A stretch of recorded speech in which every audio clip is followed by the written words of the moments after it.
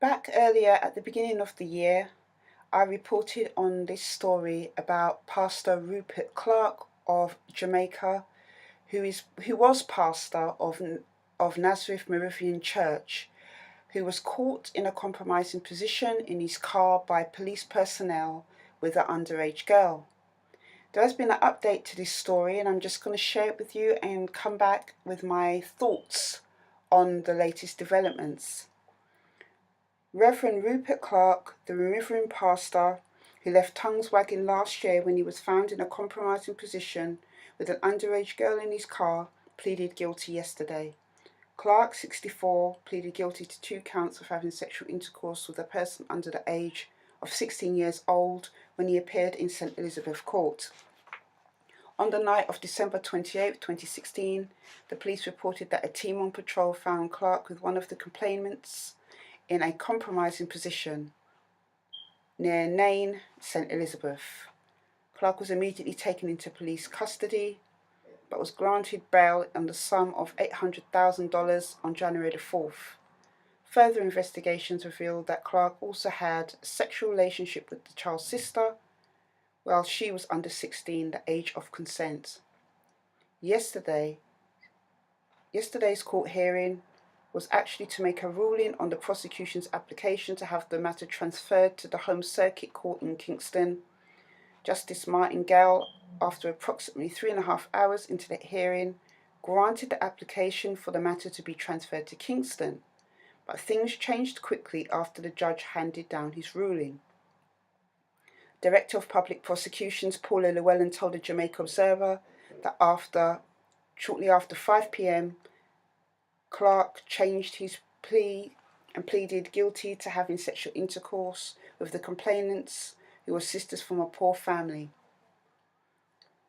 One who was under 16 years old at the time of the incident, and one was 17 at the time of the report, but who had indicated that the sexual intercourse with him happened when she was under 16, and in fact had a child for him as a result of that connection.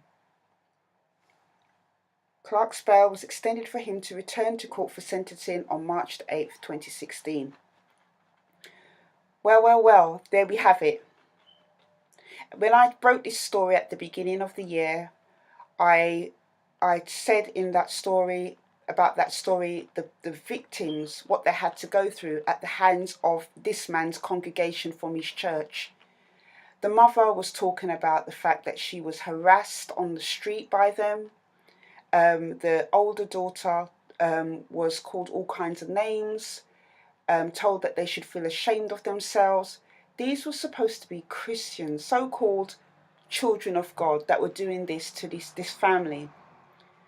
The whole story is just very upsetting to me, and it just highlights so many different issues that we still have. First of all, the reason it has been allowed to go this far in the first place is really down to the church.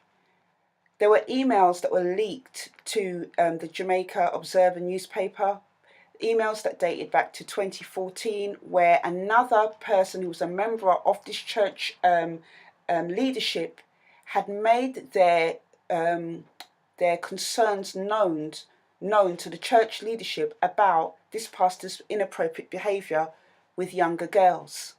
But what did the church do? They moved him somewhere else. They dealt with it in-house. This is not the first time I've heard of this, where churches deal with things in-house. But everybody, including the church, organisations, and other sectors out there, have to be accountable to the law. It's not enough for a church to feel that they can ship somebody else, the pastor, off to another church. This has happened in so many cases. The church must be held accountable the same way any other institution or organisation is held accountable by the law of the land. Now, had they done this, this pastor could have been stopped. He was already well into what he was doing. He already proved that he was a perpetrator of sexual abuse. He already proved that he was a deviant, and he didn't stop. And this is the case that happens in so many different circumstances when it comes to sexual abuse. The person who is doing it, they just don't stop.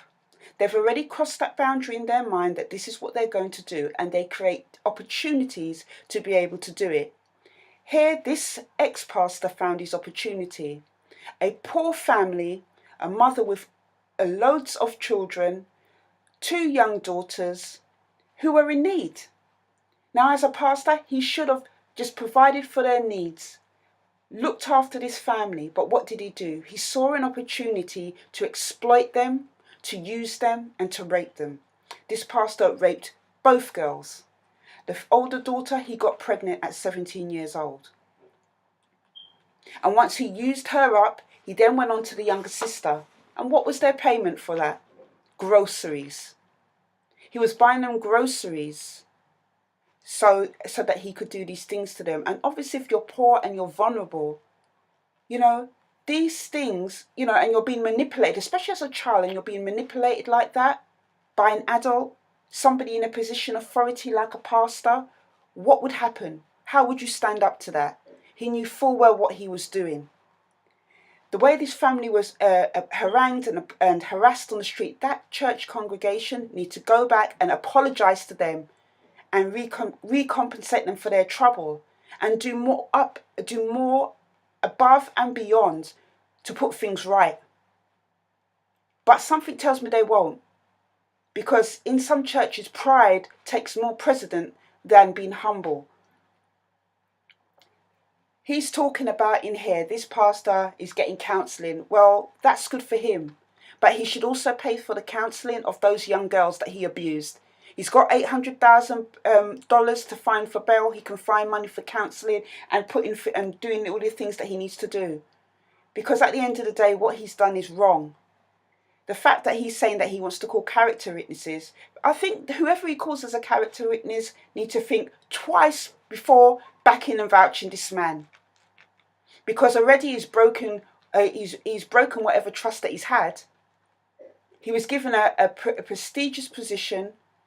Whether it came from God or God appointed in that position, we don't know. But he was in this position, to serve the lost, the vulnerable, help the broken, lead those who don't know God, lead them to Christ by showing, by sharing the word and showing it through his life. And what has he done but tarnished his own reputation? He's saying he wants to call character witnesses, but I have a word of advice for anybody that's going to be a character witness for him. Think twice. Because you need to look at what this man was able to do. Look at what he was willing to put those young girls through. He made them suffer for those months. And rather than own up in the first place, now he's owned up. They need to think about their own reputation and character.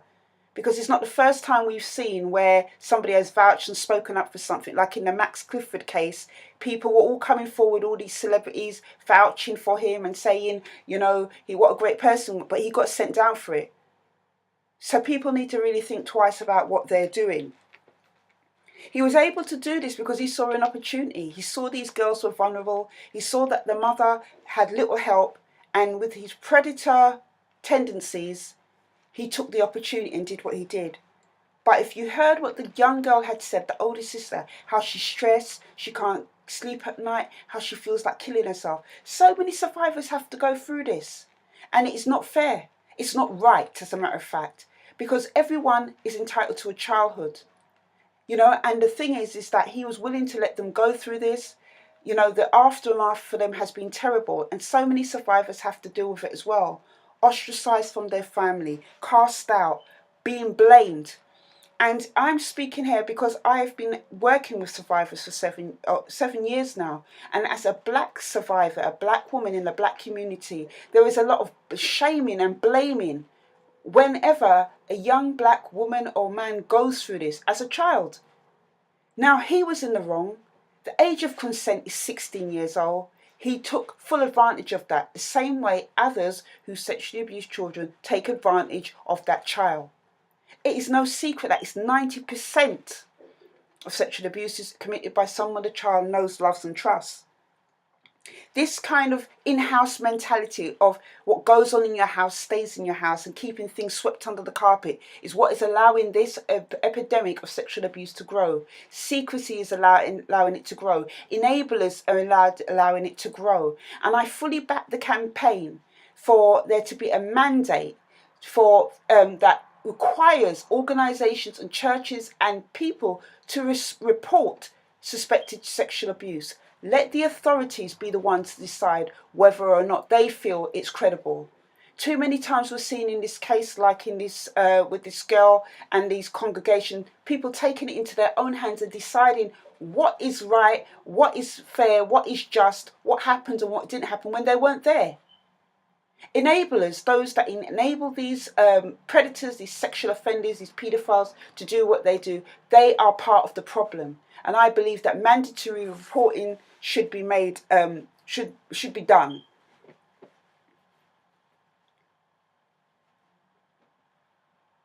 What I would be interested to know is that how those who went and did that silent protest at the church, how they feel about what's happened now.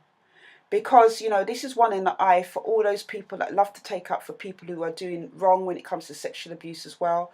All those women that managed to make that group together, I wonder how they feel about it. I would be interested in hearing an update on what they feel about it, if they feel this is a victory for them. Because yes, while it is a victory for survivors and for those who have been through abuse, it's still a very, very widespread problem. And especially in Jamaica and the other Caribbean islands as well, it's a huge problem. Incest is seen as a rite of passage for a lot of people who are doing it, whether it's older brothers, pastors, family members, fathers. It's seen as some type of rite of passage, and it's a real problem. But he will be getting sentenced, and it'll be interesting to see what type of sentence he gets. That will be in March 2018.